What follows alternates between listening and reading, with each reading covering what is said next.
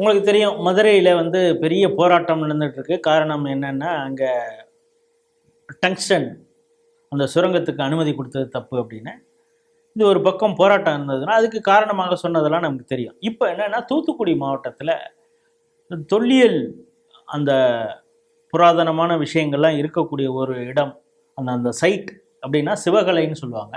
அது பக்கத்தில் ஒரு தனியாருக்கு சொந்தமான ஒரு இடத்துக்கு கல்குவாரிக்கு அனுமதி கொடுத்துருந்தாங்க. இந்த கல்குவாரியை அவங்க வந்து வேட்டு வச்செல்லாம் எடுக்க ஆரம்பிக்கும் பொழுது பக்கத்தில் இருக்கக்கூடிய அந்த சிவலை ரொம்ப அருகாமையிலே தான் இருக்குது. அந்த சிவகலை அந்த தொல்லியல் புராதன சின்னங்கள்லாம் பெரிய அளவில் பாதிக்கப்படும் அப்படின்னு அங்கே இருக்கக்கூடிய மக்கள் எல்லாம் மிகப்பெரிய போராட்டத்தை முன்னெடுத்ததை ஒட்டி இப்பொழுது திடீர்னு கலெக்டர் என்ன சொல்லியிருக்கா, இல்லை இப்போதைக்கு நாங்கள் வந்து வித்ஹோல்டு பண்ணி வச்சுருக்கோம் அந்த அனுமதியை அப்படின்னு சொல்கிறாங்க. ஏன்னா எங்களுக்கு தொல்லியல் அந்த விஷயம்தான் முக்கியம். இந்த செய்தி எப்படி பார்க்குறீங்க? நானும் அதை பார்த்தேன்.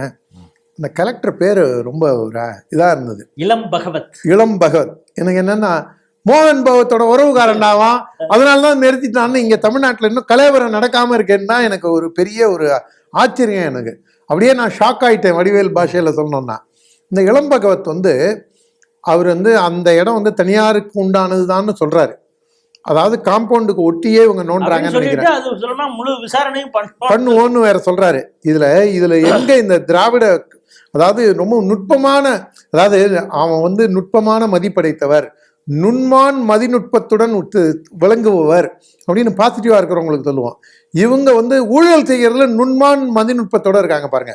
தஞ்சாவூர் பெரிய கோவில் அகழி சுத்தி இருக்கக்கூடிய மண்ணல்ல கும்பல் தானே இவங்க.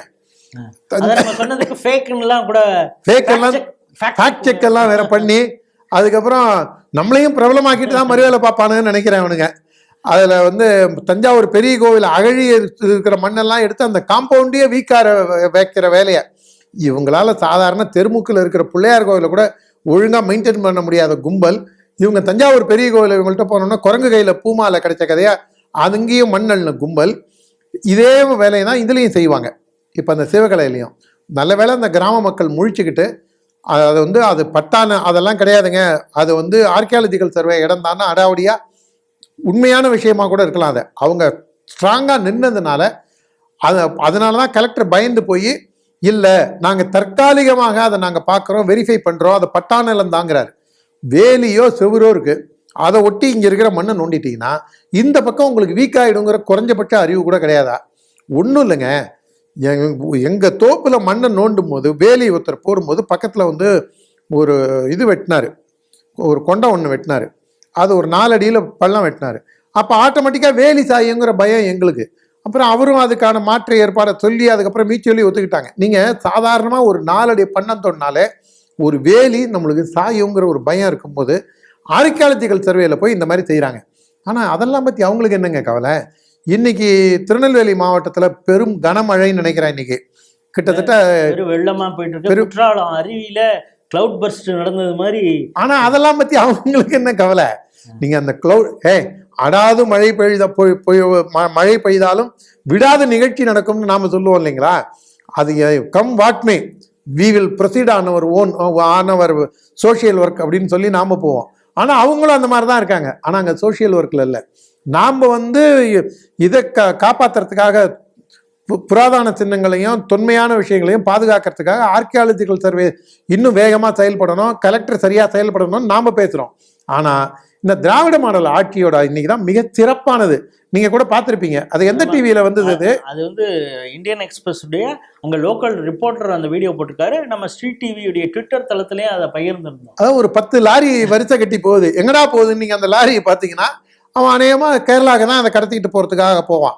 அவ்வளோ மழையிலையும் ரோட்டில், அதுவும் வந்து இந்த கார் ரேஸ் இதில் பீச் ஓரமாக ஓடும்போது தண்ணி அப்படியே பீச்சு சர்றன்னு அடிக்கும் பாருங்க. குழந்தைங்கள்லாம் ஜாலியாக வேடிக்கை பார்க்கும். இந்த வீடியோவை நானும் பார்த்தேன், ரொம்ப பிரமாதமாக இதாக இருக்கு. அப்புறம் தான் பார்த்தா நீங்கள் வெள்ளம் எவ்வளோ வெள்ளம் வரட்டும், நாங்கள் கர்மமே கண்ணாயினார் அப்படின்னு கண்ணாயினாராக கனிம வள கொள்ளையே நாங்கள் நிகழ்த்தியே தீர்வோன்னு ஒரு வெறி கொண்டு, அதுவும் வந்து பொது சொத்தை மக்களுடைய சொத்தை சூறையாடுறதுல திராவிட மாடல் ஆட்சி சிறந்து விளங்குகின்றது. இதில் வந்து கலெக்டரோட முடிவுக்கு இவங்க கட்டுப்பட்டு இருப்பாங்களா, இல்ல கலெக்டரையே மாத்திட்டு வேற முடிவு எடுப்பாங்களா? இதுல வந்து ஒரு துணை கேள்வி, ஏன்னா டங்ஸ்டனுக்கு இவங்க அந்த அரிட்டாப்பட்டியில சுத்தி வந்து புராதன சின்னம் இருக்கு, அது அங்க எடுத்து எப்படி நீங்க சுரங்கத்துக்கு அனுமதி கொடுத்தீங்கன்னு கேட்டாங்க. பட் இங்க அதை சாய்ஸ்ல விட்டுட்டாங்க. இல்ல டங்ஸ்டனுக்கு அதுல சொன்னதுல நீங்க இன்னொன்னு விட்டுட்டீங்க. இங்கதான் அந்த ராமர் வனவாசத்துக்கு போன போது இந்த வழியா தான் போனார் அப்படின்னு நாம சொல்றத விட அவன் சொல்றான் பாருங்க. இப்ப இதை வந்து அவன்கிட்ட கலந்து பேசி அவங்கள்ட்டையும் இந்த தமிழ்நாடு கவர்மெண்ட்டுக்கிட்டையும் திராவிட மாடல் ஆட்சியிலையும் கலந்து பேசி தான் நம்ம இதை முன்னெடுத்து கொண்டு போனது. அதுக்கு தான் நான் வந்து நேற்றுக்கு வேற ஒரு இடத்துல பேசும்போது சொன்னேன், இது ஒரு துக்ளக் ஆட்சின்னு சொன்னேன். நீட்டை கொண்டு வரத்துக்கு ஒத்துக்கிட்டாங்க, இவங்க தான் நீட்டை கொண்டு வந்தாங்க. நீட்டுக்கு அப்புறம் இப்போ நீட் எதிர்ப்பு போராட்டம் நடத்துகிறாங்க. அதுக்கப்புறம் மீத்தேன் இன்னொரு இது இருக்க, தேனியில் இன்னொரு இது, தேனியில் மீத்தேன் நம்மூர் பகுதியில் பெட்ரோலியம் அந்த இது எடுத்து அந்த இயற்கை எரிவாயு அந்த இது எடுக்கிறதுக்கு அது ரெண்டுத்துக்கும் இவங்க தான் கையெழுத்து போட்டு ONGC தமிழ்நாடே வளமாகிற போகிறது.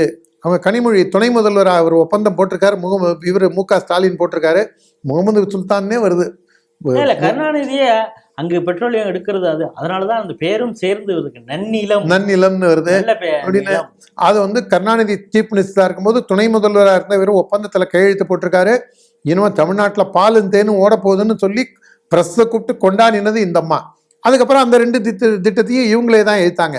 இந்த மாதிரி எண்ணற்ற திட்டங்கள். கல்வியை வந்து பொதுப்பட்டியலுக்கு கொண்டு போனாங்க, ஸ்டேட் சப்ஜெக்ட்லேருந்து ஒரு கன்கரன்ஸ் லிஸ்ட் கொண்டு போன போது அப்பவும் வாய்மூடிய மௌனியா இருந்துட்டு இவங்க 15 ஆண்டு காலம் ஆட்சியில் இருந்த போது வேடிக்கை பார்த்துட்டு திரும்பி அதுக்கு வந்து பல்ட்டி அடிச்சு இது பண்ணாங்க. இதெல்லாம் வச்சுதான் நான் முகமது பின் துக்ளக் மாதிரி தமிழக ஆட்சி நடக்குதுங்கிறேன். மீண்டும் பதிவு செய்கின்றேன், தமிழகத்தில் துக்ளக் தர்பார் போன்று செயல்பட்டு கொண்டு முன்னுக்கு பின் முரணாக பேசி வருகின்றார் ஸ்டாலின். இது வந்து தமிழகத்துக்கு நல்லதல்ல.